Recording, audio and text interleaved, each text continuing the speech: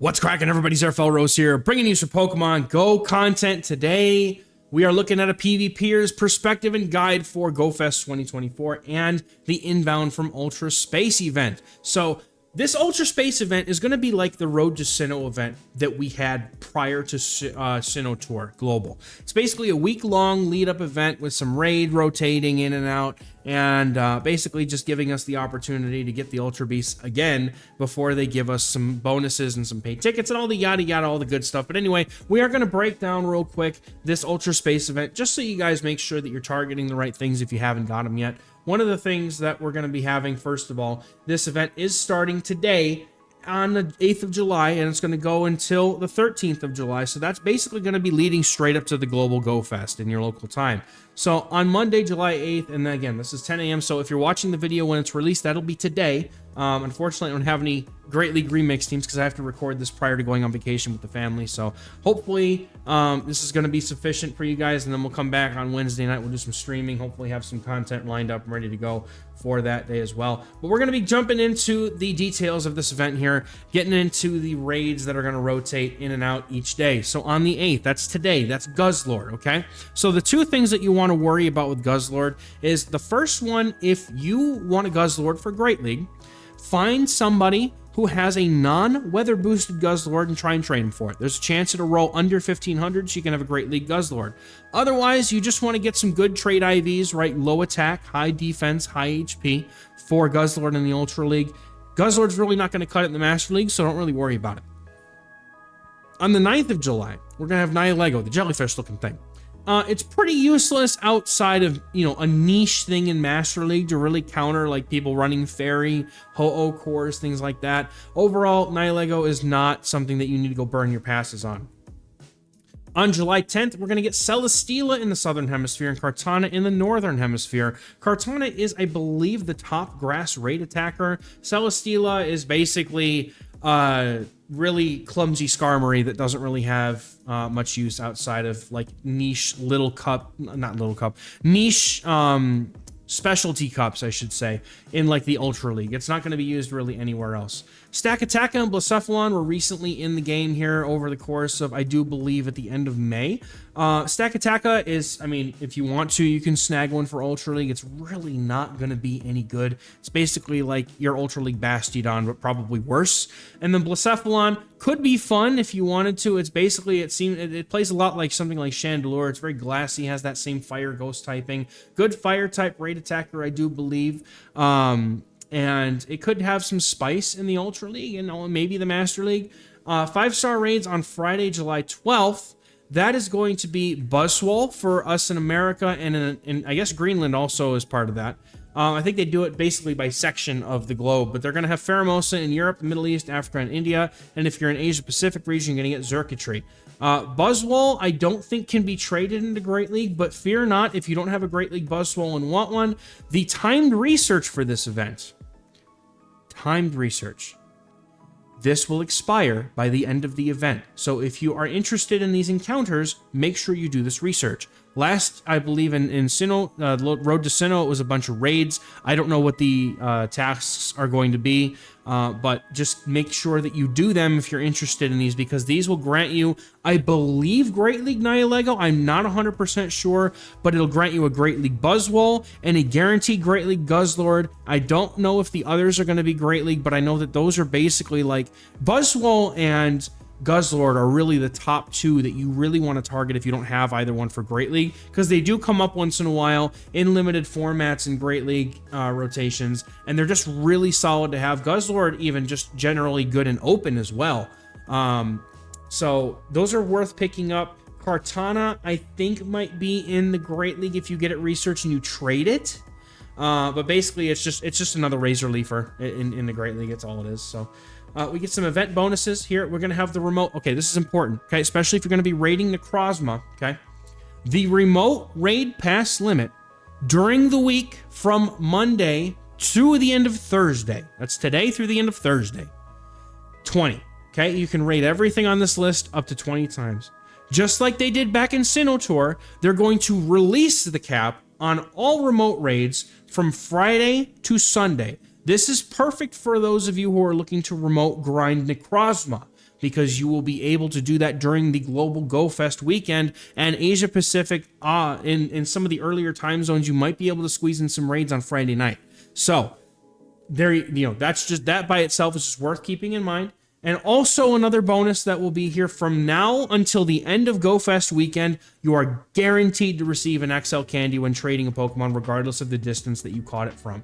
So just keep that in mind. It's a good time to max out those trades if you're XL candy grinding. I know I probably will be. There is a paid ticket for this research. And hold on, I know it's paid, but for once it's actually not a bad value. Hear me out. We're going to have the ticket in the shop. It's going to be available for purchase from Monday through the end of GoFest. You'll get these bonuses here accordingly. So the rewards you'll get from this the event exclusive timed research. So again, it's timed. You have to finish it within the event period. Every single raid you do is going to give you an extra 5,000 XP. So if you're like me and I recently hit level 50, but up until recently, I was taking advantage of these extra raid XP bonuses whenever I could cluster up some raids and do them locally, or even when I'm doing remote raiding, either way. You get an additional candy and Candy XL for completing 5-star raids, and it does not say anything about whether it's in person because you get the extra candy for catching the Pokemon at the end of the reward. You also get up to 2 additional free raid passes from spinning photo discs. That is per day. Now, I do believe there is a ticket that gives you 18 passes, but I think it's just a generic like $15 GoFest one. The timed research gives you 10 Cosmog candies. You get 5 XL candies of all of the Ultra Beasts. So the Cosmog candies are okay. I mean, I would have preferred them to be XL candies so that it would help people who are actually trying to build up like a Solgaleo for the Master League or something. But 10 Cosmog candies will at least go towards either powering up, evolving, or fusing with Necrozma when it comes to the Solgaleos and Lunalas that you'll be getting. If you have the 2024 Global Go Fest ticket, you'll get the 10 free raid passes if you have both of these tickets. This is worth noting, it's extra raid passes. At least that's how it looks like from me reading. If you know if I'm wrong, fact check me in the comments because I'm just looking at this thing right here. So you could, obviously you could purchase and gift, and that's all the other hoo-ha in that paragraph. We also get Pokemon backgrounds, which is an interesting idea here. It's going to be, I guess, during events specifically, but it's a nice little extra added flair if you weren't able to go to one of the in-person GoFests and get like a location background for one of the 3 locations that were at the GoFest. But this is going to be something that any Pokemon that are caught from, it looks like all the Ultra Beasts in the 5-star raids have a chance to have these special backgrounds from the entirety of the event this week all the way until the 13th on Saturday. And then on Global Go Fest, everything from the Go Fest during the event hours from 10 to 6 will have also a chance to have this special background. But aside from that, there'll be a global challenge. We'll have some Ultra Unlocks that we have no details on whatsoever yet. And then they're, of course, going to have their paid web store shenanigans. But let's take a look at Global Go Fest itself here and see what, I know we've already covered it in a previous video, but just for good measure, now that, New York has just ended, we can take a look exclusively at Global Go Fest for what to look for while you're doing that. So Global Go Fest is going to be this weekend. That's July 13th and 14th, and it's going to be from 10 a.m. to 6 p.m. your local time. So wherever you're going to be, make sure you're there by 10 a.m. if you want to catch the full start of the event. And if you're going to hang out there, 6 p.m. is the cutoff. Sometimes on the Saturday, there'll be some special raids afterwards or something, but as far as the event itself goes, it does cut off at 6 p.m. You're going to be able to get Fusion for everybody's going to be able to get access to Fusion this weekend. Basically, if you weren't already aware, you're going to be able to fuse the Solgaleo or Lunala in your Pokemon storage into a Necrozma and get the special form, and the Necrozma will bear the stats, the IVs, the moveset, everything. So basically, if you've got a maxed out Hundo Necrozma, it's gonna be fused with a Solgaleo that you have that's just level 20 from the research or wherever we got it from, and you're gonna fuse it into your you're gonna fuse that Solgaleo into your Necrozma. You're gonna have a maxed out Hundo Dusk main instead of a level 20, just meh Dusk main. It takes over all of the Necrozma's features. and you're going to be able to fuse them by, I believe, 30 Necrozma candy, 30 Cosmog candy, and the fusion energy that is required for that form. And so on day 1, Necrozma is going to be in raids as well as the other Ultra Beasts, and then day 2 we'll be able to raid the Duskmane and Dawn Wings raids to get the energy and some Cosmog and Necrozma candies from the raids. But we're also, day 1 is going to be the rotating habitats. So they're going to do, day 1 is going to be rotating habitats.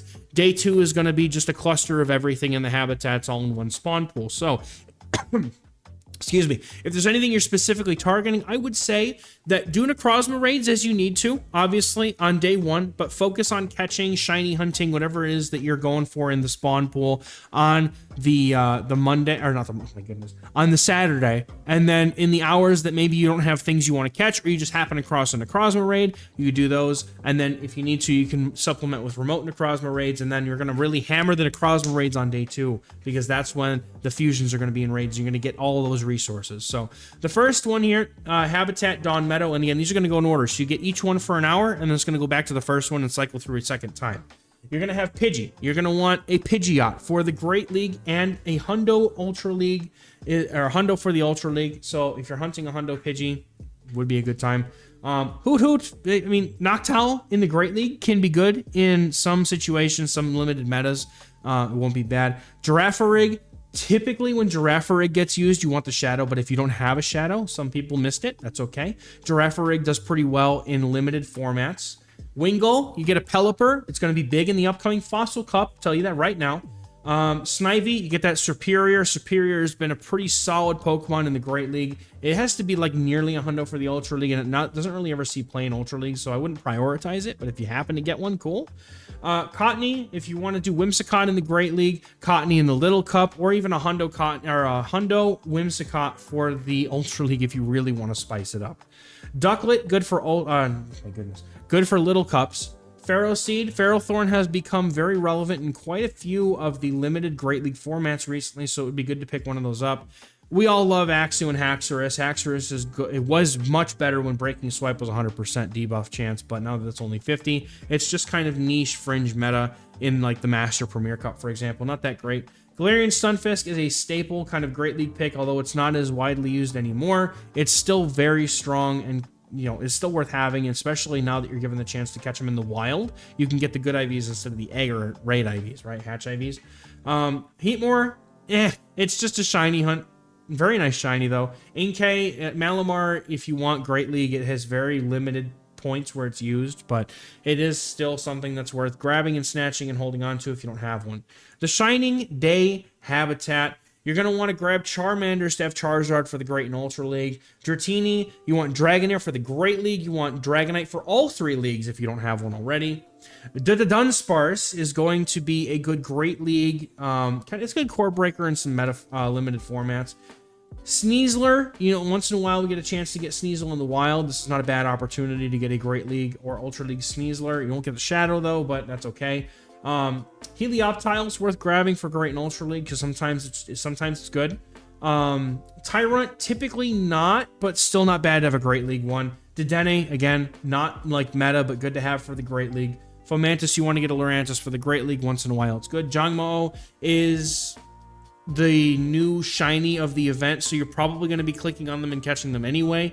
But just so you're aware, Hakamo is good in the Great League, and Komao is good in all 3 leagues, but typically is very fringe meta at best. It's usually not widely used except in limited formats where it's good.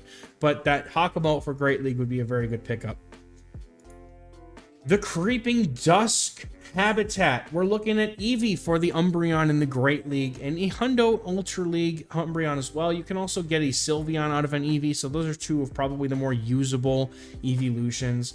Spinarak. Ariados is one of my Pokemon that I love to use in the Great League, but it never really gets the chance to shine. Gibble for that Mega Garchomp, that Hundo, that Mega, not Mega, for the Master Premier Cup, right? Things like that. Emolga's good to have in the Great League.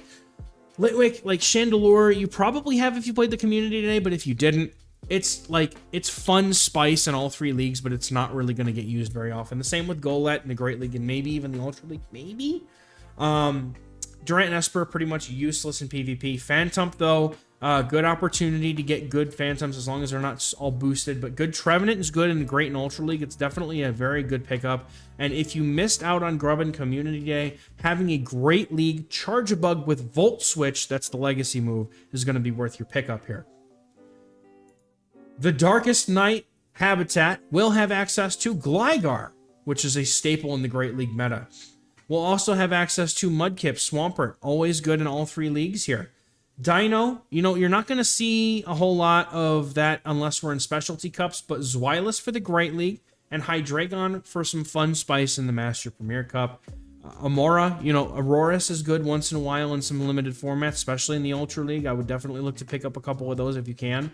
Carbink is one of the big, you know, Great League XLs now. So if you don't have the XL candies, you can farm them by catching Carbinks and also trading them since we get that bonus during the event. Or you can hunt for those good IVs on the Carbink. About a 5, 15, 15 is pretty close to the rank 1 there. And Morlo gives extra dust. While it's not good in PvP, it's still going to give you extra dust, which is always worth picking up. So let's move on past the habitats now. There's going to be raids, right? So we're going to be taking a look. You're going to have the Umbreon and Espeon wearing their scarves. 1-star raids are going to be the Pikachu crowns and the Zhangma-O shiny eligible. And then the Saturday, I believe, is where all of these Ultra Beasts are going to be in rotation. And depending on your region, you're going to see, like, for example, you'll see Buzzwole in the Americas, Pheromosas in the Europe and them, and then Circuitry in the Asia Pacific region. Just everything's going to be where it's supposed to be. Plus Necrozma. Necrozma is the big draw here. Sunday, basically, like we said, all the wild encounters are going to be in a singular pool, so it's not rotating anymore. So this is going to be the chance to, like, you know, hunt really for the raids. They're going to put more emphasis on the raids here. If you have a ticket or not, you will still be able to enjoy these bonuses. 1-hour lure modules. Field research is going to be, obviously, you're going to be looking for things in field research. You get snapshots for, it doesn't say who it is, but we've had Rotom, I believe Heat was the form that we had in the in-person Go Fest, so it may make another appearance here. And then no remote raid limit from Friday to Sunday. You will get access to your Marshadow in this research if you haven't already visited one of the in-person Go Fest. That's going to be the Saturday research. And then on Sunday, you're going to be able to get a special research that will guarantee you a Necrozma and a branching research of day or night, which is going to get you a reward in the research with Solgaleo or Lunala, whichever one you pick. Remember that if you raid on Sunday, you're going to have access to both of them if you get that energy. So if you have, I would say pick the form that you are more interested in, or maybe if you don't have Solgaleo and you want to take a gamble on one for the Master League, like Solgaleo by itself is better in the Master League than Lunala, but for fusions, Dawn Wings is typically going to be better in Master League than the Duskmane, but both are still pretty solid. There's going to be global challenges again for the unlocks. We're going to have incenses. That's going to be differing in all of the habitats. It's basically all the unknowns. You're going to get Maractus in the Dawn Meadow, Corsola in the Shining Day. So, like, personally, myself, I have not gotten a good Corsola. I haven't gotten any Corsola, really, because I'm not in the area where they spawn ever. So I'll be looking to get that. We'll have Rockruff in the wild as well. And then we'll have Vullaby in the wild for the Darkest Night habitat. So that's still going to be a good pickup, because if you can get a good Great League Mandibuzz or a Hundo for Ultra League, or also Vullaby can go up to Great League CP as a Hundo by itself. So there's some variance in what you can get there, but still worth picking those up here. The exclusive bonuses, we're going to get an increased chance at encountering shiny Pokemon. We're also going to get up to 6 special trades, so max out on those low friendship Registeel swaps like I will be, because I still haven't got one after who knows how many trades at this point. We get 9 free raid passes per day. 7 KM eggs are going to have their own special pool for Go Fest. You also get double the friendship bonus damage in raids, and then it even go higher with the party play. But that's pretty much it. We're going to have a $15 ticket for GoFest if you haven't picked it up yet. It's up to you. I think that's the research ticket for the Marshadow, if I'm not mistaken, or to be able to get it. But just, go have fun. Enjoy your GoFest. I'm going to be able to take it easy. Hopefully, if the weather's nice enough, I'll be over at a park not too far away from where I live that'll be having, quite a good group of local players there that will be able to go enjoy, have a good time. And the park that we're going to be at is going to be fantastic. So if you're in the Atlanta area, hit me up. Let me know in the comments. We can try and coordinate something cool. Anyway, that's going to do it for today's video, guys. Thank you so much for watching and putting up with no Go Badly content today. Appreciate y'all. See you when I come back from vacation. Thank y'all. Catch you in the next one. Bye-bye.